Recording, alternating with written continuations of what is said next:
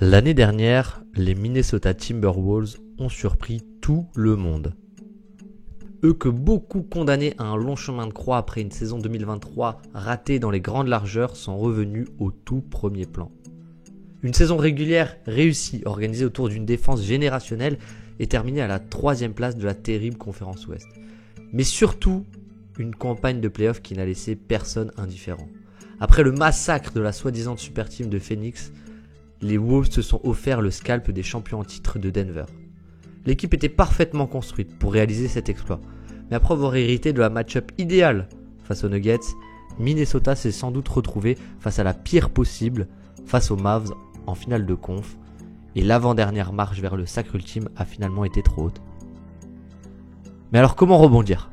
Comment continuer de grandir, continuer de se renforcer pour se redonner une chance dans cette conférence ? Comment répondre dans la course à l'armement à OKC, alors même que les finances sont déjà bloquées ? Tim Connelly et le management ont fait un choix fort, en décidant de se renforcer par la draft, et ont jeté leur dévolu sur un jeune guard de Kentucky, Rob Dillingham. Qui est-il ? Que peut-il apporter sur le parquet dès ses premiers mois ? Peut-il être l'étincelle qui enflammera le Target Center et fera passer ce fameux cap ? Ou au contraire, est-ce un mauvais choix qui condamne les Wolves à un avenir moyen pendant plusieurs saisons ? Ce sont toutes ces questions auxquelles on va essayer de répondre et je vous propose de partir ensemble à la découverte de Robert Dion Potassi Dillingham, dit Rob Dillingham. Bienvenue.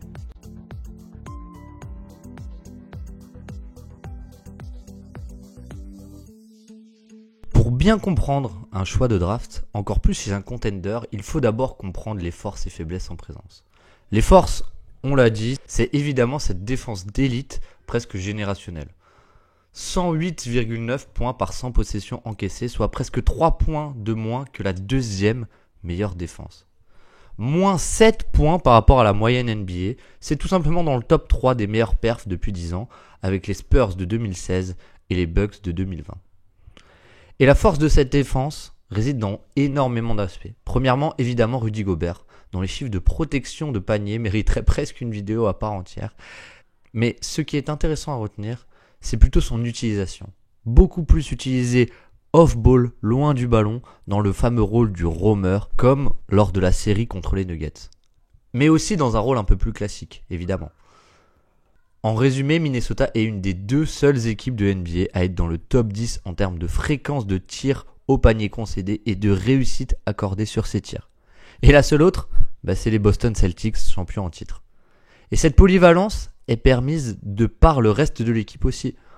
On peut placer Gobert loin du ballon parce que Towns peut tenir le post-up face à beaucoup d'intérieurs. On peut faire monter Rudy ou Karl Anthony Towns sur certains ball handlers et les forcer à lâcher la balle parce qu'en second rideau, on a un Jaden McDaniels ou parfois un Anthony Edwards pour protéger le cercle. On peut placer Rudy en drop face aux Suns parce que Jaden McDaniels et Nickeil Alexander-Walker peuvent rester accrochés à leurs attaquants tels des sangsues sans concéder le moindre décalage ou presque. Bref, en résumé, certes Dallas a trouvé la faille de par le profil hors norme de Doncic, mais cette défense a montré qu'elle n'était pas que résumée à Rudy Gobert et qu'elle pouvait même cacher certains profils plus offensifs, mais ça, on en reparle un petit peu plus tard. Justement, ce sont peut-être ces profils offensifs qui ont manqué aux Wolves. Au global, seulement la 16e attaque, mais surtout quelques lacunes plutôt évidentes. La première qui a sans doute fait défaut à ces Wolves, c'est le spacing. Eux qui ont sans doute trop respecté en face celui des Mavs et d'Eric Jones Jr. ou PJ Washington, ont vu leur shooter même moyen se faire complètement abandonner et n'ont pas du tout réussi à sanctionner. Et évidemment, le double effet négatif, il est sur Anthony Edwards, que l'on aime souvent critiquer, et moi le premier pour sa sélection de tirs, puisque oui, Ant-Man prend 38% de ses tirs à mi-distance d'après le site Cleaning the Glass, soit plus que 72% des joueurs à son poste catégorisés comme combo guard. Et pourtant, il ne rentre ses tirs qu'avec 39% de réussite, mieux que seulement 38% de ces mêmes combo guards, soit moins bien que 62% d'entre eux. Bon, là, vous le voyez bien, il y a un truc qui cloche. Et peut-être qu'à terme, il deviendra un tueur dans cette zone, mais à aujourd'hui, si on ne prend seulement que les faits, il ne l'est pas encore. Mais le point de cet argumentaire, c'est aussi peut-être de dire que cette sélection de tirs frustrante au vu de ses capacités physiques et techniques hors du commun sur drive, elle est aussi due en grande partie au manque de spacing. Et on peut regarder un exemple ensemble sans chercher très loin. Sur ces derniers playoffs, vous voyez ici Anthony Edwards qui a le mismatch qu'il veut face à Daniel Gafford. Et donc, il commence à driver, sauf que font les Mavs? Les Mavs surchargent la raquette. Regardez la densité de gens dans la raquette avec Josh Green qui prend Rudy Gobert, Luka Doncic qui vient en aide et qui l'empêche de driver sur la gauche. Et on voit les deux corners, c'est Jaden McDaniels et Nickeil Alexander-Walker qui ne sont pas du tout respectés. Et en plus, sur cette possession, on a une prise à 2 avec Derrick Jones Jr. sur Anthony Edwards. Et en fait, Anthony Edwards, là-dessus, il ne peut juste pas driver. Et on peut critiquer le fait qu'il ne lâche pas la balle et qu'il ne fasse pas la passe pour un Naz Reid ou un Nickeil Alexander-Walker ou même un Jaden McDaniels qui est à une passe près. Mais il ne peut juste pas driver là-dessus, puisque même quand il a fait cette passe, les role-players n'ont pas sanctionné, tout simplement. Pour rester sur Anthony Edwards, si ces playoffs ont bien confirmé quelque chose, c'est notamment ses progrès au playmaking entrevus pendant la saison régulière. Des décisions bien plus rapides face aux blitz adverses et surtout de magnifiques lectures en drive et kick grâce à une capacité de décélération au moins tout aussi dévastatrice que son premier pas. Mais malgré tout, on a aussi vu qu'il n'était pas un maestro du pick and roll. Ce n'est pas encore son jeu de manipuler la défense à son rythme pour attaquer des 2v1. Et encore moins pour servir Gobert. Ce n'est pas un passeur de lob naturel et cette relation ne se fait pas vraiment. Et c'est précisément là une seconde limite de cet effectif, le jeu sur pick and roll. Enfin, oui et non. En réalité, les Wolves ont un superbe joueur de pick and roll balle en main en la personne de Mike Conley. C'est-à-dire quelque chose qu'ils ont fait beaucoup et à raison, ce empty side pick and roll entre les deux anciens du Jazz. Parce que Conley a cette capacité d'être un passeur sur lob et en plus, il a le pull-up à 3 points ultra efficace face au drop avec plus de 40% de réussite en pull-up cette saison. Mais l'âge allant, ses minutes diminuent, son volume de responsabilité aussi, d'autant qu'il a de moins en moins de capacité à attaquer le cercle sur ce pick and roll et donc d'avoir cette dangerosité pour lui-même. Donc clairement, la création sur pick and roll sur un volume conséquent, c'est une limite. Et plus globalement, on peut aussi dire que la création collective au-delà du pick and roll est un peu limitée. Anthony Edwards et Karl Anthony Towns ont énormément progressé chacun au cours de leur carrière et cette saison, ils ont d'énormes on-off offensifs. Autrement dit, lorsque l'un des deux sort, l'attaque perd-pied et montre un peu le manque de qualité offensive du reste de l'effectif en dehors de ces deux joueurs. Dans les stats, lorsque les deux joueurs sont ensemble, l'attaque est à 121 points par 100 possessions. Lorsque l'un des deux sort ou les deux, on atteint un maximum de 113 points par 100 possessions. C'est vraiment une différence assez énorme qui montre bien que cet effectif est avant tout construit pour l'instant autour d'une défense. Donc on répète, spacing, création dont création sur pick and roll, et est-ce qu'il existe d'autres besoins offensivement ? Si on veut être pointilleux, oui, on pourrait en trouver plein. Et particulièrement, si vous regardez l'effectif en détail, vous avez plein de relativement bons shooters, mais aucun shooter d'exception, si ce n'est Karl Anthony Towns. Et surtout, on n'a aucun shooter en mouvement qui pourrait créer de par son mouvement et de toute la gravité de shooter qu'il pourrait apporter. Bon, maintenant que tout cela est dit, passons à la recrue de l'été, notre ami Rob. Est-ce que c'est le profil parfait dont ont besoin les Wolves ? La première chose à faire, c'est sans doute de présenter physiquement notre ami Rob. D'après les mesures officielles du Draft Combine, le monsieur mesure 6 pieds 1, sans chaussures, avec une envergure de 6 pieds 3. Bon, je sais, ça vous parle pas trop. Donc, pour les moins à l'aise avec ces unités, cela nous donne une taille d'1m85 et une envergure d'1m91. Pas de quoi vraiment rattraper sa petite taille. Un format de poche donc, d'autant plus qu'il a été pesé à seulement 75 kg. Mais s'il a été drafté si haut, c'est bien parce qu'il a des qualités de basket, le petit bonhomme, n'est-ce pas ? Eh bien évidemment que oui. Et si je devais résumer Rob en un seul mot, je pense que ce serait le mot créativité. Dans son handle surtout, dans son passing aussi, même si un petit peu moins. Mais je vous propose de rester sur le premier aspect d'abord. Rob a un bagage technique ultra complet qui lui permet de créer le décalage. Il est un joueur qui mise bien plus sur sa vitesse balle en main que sur sa vitesse pure et son premier pas. Et son premier pas d'ailleurs, il est bon même s'il n'est pas élite. Et c'est cette vitesse balle en main, cette créativité, ce côté imprévisible qui lui permet de créer beaucoup de son jeu en ISO ou avec un pic. Avec un pic justement, parlons-en, il est plutôt excellent. C'est sa marque de fabrique d'ailleurs. Pour feinter le défenseur, le manipuler dans la prise d'écran et surtout pour rejeter l'écran, il arrive souvent à créer un décalage et donc à driver avec un certain volume malgré son tout petit physique.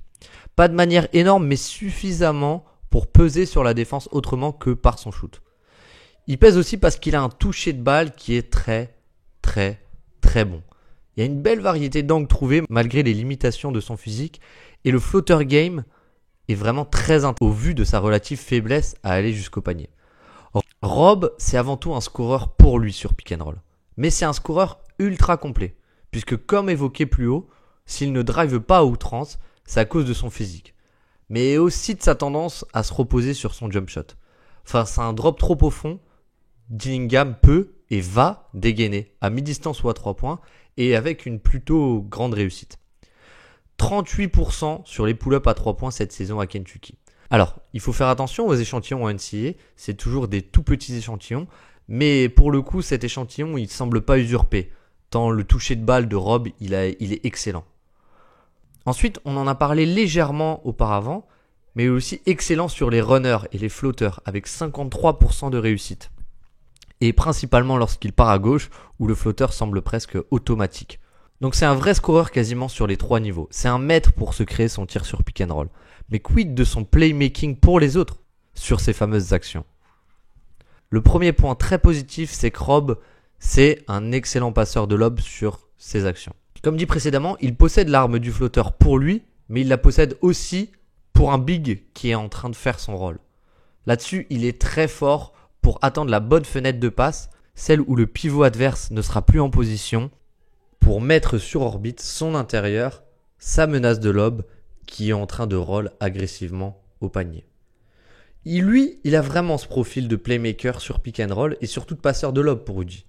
C'est pas un maestro qui maîtrise tous les aspects comme Luka et compagnie et on pourra y revenir plus tard, mais c'est déjà un aspect présent de son jeu et ce petit détail de posséder le floater game, en fait il est vraiment très important dans une équipe compétitive comme les Wolves qui va travailler sur de petits ajustements. Ce qui est aussi intéressant à projeter chez ces Wolves, c'est que Rob, il avait l'habitude à Kentucky de jouer par séquence avec des intérieurs de pick and pop, c'est-à-dire des intérieurs qui ouvrent à 3 points après avoir posé leur écran. Et c'est peut-être là où il était le plus à l'aise, puisqu'il pouvait souvent... Et projeter ça avec un joueur élite dans ce domaine comme Karl Anthony Towns ou Naz Reid, en fait c'est presque un fit parfait pour Rob. Si Rob est un score first, le playmaking ne s'arrête pas qu'au pick and roll. Et on peut aisément projeter à terme un bon playmaker collectif, voire très bon. Il rate encore beaucoup de fenêtres de passe qu'un joueur élite ferait et ne manquerait pas, mais il y a beaucoup de flash, de playmaking dans beaucoup d'aspects différents. Déjà, je dirais que globalement, dès qu'il drive, il est intéressant. En fin de drive, une fois lancé, il a vraiment une très bonne vision des kick-out aux joueurs démarqués ou des cuts pour le dunker spot, en trouvant des angles parfois en bout de course et en montrant une très belle agilité et une très belle fluidité. C'est aussi parce qu'il est petit qu'il doit parfois se contorsionner ou parce que parfois aussi il gère mal son dribble. Il l'arrête sans avoir d'angle de lay-up possible, mais pour l'instant retenons le positif. Ce sont ses 2 grosses forces en tant que passeur. Un très bon passeur de lob sur pick and roll et dans une moindre mesure un bon passeur de drive and kick. Ce qui est aussi intéressant avec lui, c'est qu'on l'a vu face à plusieurs couvertures. Il excelle face au drop évidemment et avec son handle et son shot making, c'est un super joueur de mismatch si la défense adverse switch. Il peut créer et punir les défenses adverses de par son centre de gravité bas qui dans ces situations est un vrai avantage.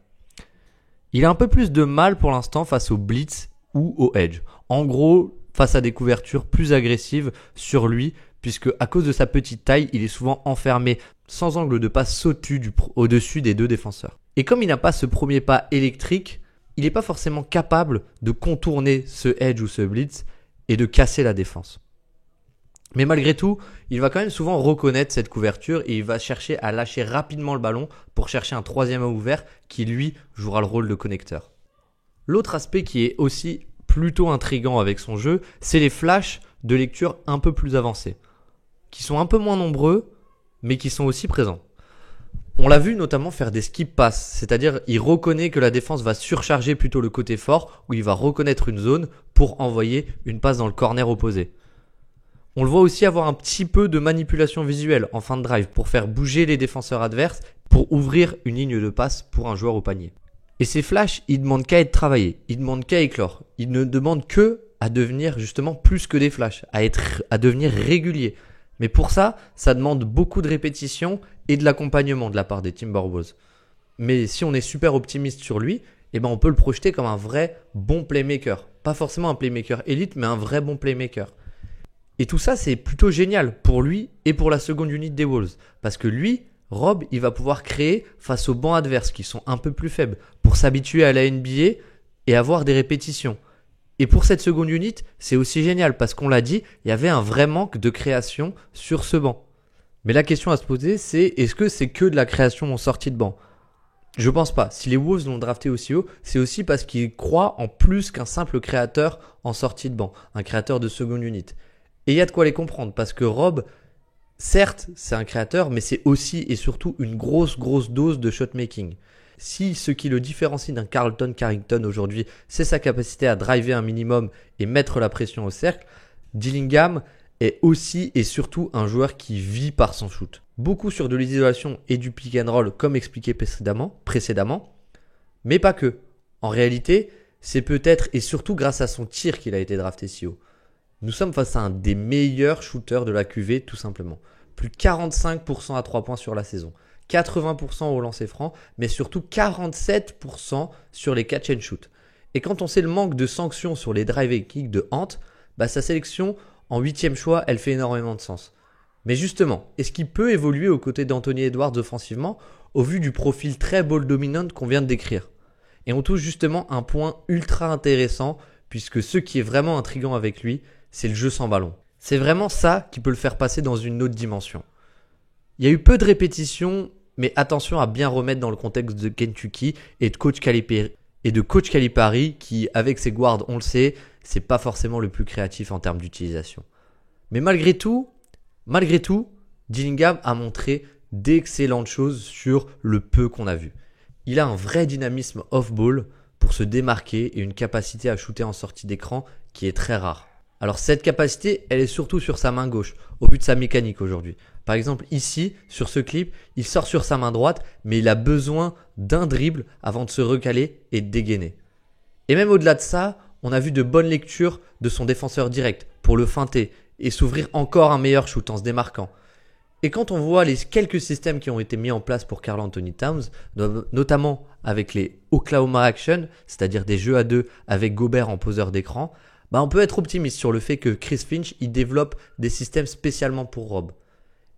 Et ce qui est génial, c'est que ça viendrait aussi compléter un manque de l'effectif, puisqu'on pourrait avoir de la création de jeu de par les déplacements off-ball de Dillingham. Alors ça, évidemment, c'est s'il confirme son niveau de tir.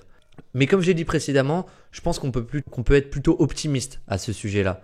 Et donc, si tout ça se matérialise, ça serait une vraie arme en plus à cet effectif qu'il n'a pas du tout aujourd'hui.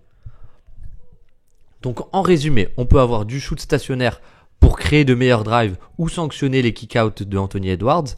On peut avoir de la création pour Gobert. On a une capacité à jouer l'isolation et le mismatch et punir le mismatch.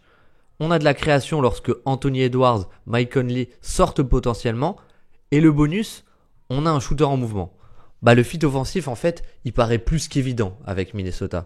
Et en plus, il y a une cerise sur ce gâteau, puisqu'avec le nouveau CBA qui est de plus en plus restrictif, qui est de plus en plus punitif, les contrats rookies, ils ont pris énormément de valeur.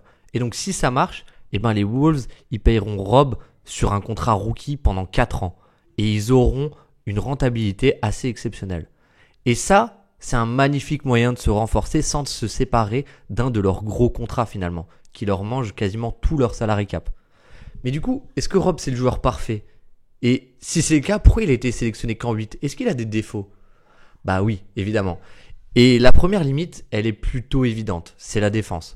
On-ball, il est extrêmement limité par son physique et il n'a pas non plus des fondamentaux défensifs excellents. Il risque de se faire énormément cibler dans cette NBA qui est en recherche systématique du mismatch. Mais quelque part, pour lui, l'excellente nouvelle, c'est de tomber à Minnesota. D'un point de vue du joueur, il pouvait difficilement imaginer un contexte plus favorable que les Wolves pour le cacher. Puisque déjà, ces Wolves, ils ont des défenseurs du point d'attaque d'élite. Peut-être les meilleurs de NBA. Ce qui fait qu'au jeu des match-up, il sera rarement mis en première ligne. Voire jamais. Et alors d'autres équipes et beaucoup d'équipes vont tenter de le ramener sur l'écran pour le cibler. Mais les Wolves, ils ont montré avec Mike Conley qu'ils savaient cacher ce genre de profil. Puisque lorsque Mike Conley se faisait cibler, on edge. C'est-à-dire qu'on monte à 2 sur le porteur de balle le temps que le premier défenseur navigue l'écran et se remette en place. Puis Conley, il retourne sur son attaquant initial. Et ça tombe bien, puisque avec Nickeil Alexander-Walker, Jaden McDaniels et Anthony Edwards, les Wolves, ils ont 3 joueurs capables de réduire au maximum ce petit temps de décalage. Alors oui, ça ouvre souvent le rôle à l'adversaire. Mais déjà, de 1, Rudy Gobert, il est souvent là pour nettoyer off-ball en second rideau et il est juste exceptionnel dans ce registre. Et surtout, Rob, il défendra souvent sur des joueurs qui sont pas forcément menaçants sur ce fameux rôle. Donc il y a de quoi me limiter la casse finalement. Mais le plus gros red flag avec Rob, il se situe peut-être sur la défense off-ball. Parce que là-dessus, il va se faire cibler et les dégâts, ils peuvent être beaucoup plus gros que on-ball. Déjà parce qu'il est pas très bon dans les rotations. Il se laisse souvent aller, il est trop concentré on-ball et il fait pas forcément les bonnes rotations. Et ça peut avoir un gros impact. Et à la manière d'un Kyrie Irving ou d'un Jalen Brunson ou d'autres, il aura souvent à faire la rotation au panier en tant que l'omen. Et s'il la réalise pas, là, la défense, elle explose un peu. Et là-dessus, sur cet aspect, il y a un vrai downgrade avec Mike Conley, qui est vraiment très bon dans ces fameuses rotations. Mais là encore, on pourrait dépeindre un scénario optimiste, puisque Conley, il est réputé comme un super mentor. C'est lui qui aurait beaucoup travaillé avec Anthony Edwards sur sa vision du jeu, notamment en transition, et forcé de constater que les progrès de Anthony Edwards dans ce domaine, ils sont indéniables. Donc quelque part, on peut se dire qu'à terme, Mike Conley et Rob Dillingham, ils vont travailler ensemble, et que ces petites errances off-ball, elles vont se gommer au fur et à mesure pour Rob. Mais offensivement aussi, Rob, c'est pas un joueur parfait, loin de là. Il y a quelques lacunes dont on a discuté avant, mais je voudrais en mettre en avant quelques autres.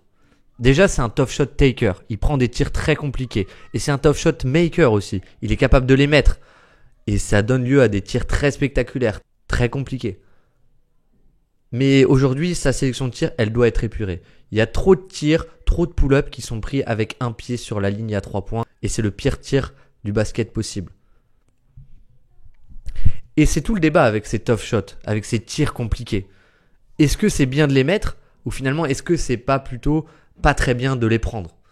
Donc là-dessus, il y a un vrai travail qui doit être fait vers l'efficacité. Encore plus dans une équipe où la marge d'erreur sur l'efficacité, elle va être limitée chez ces Wolves.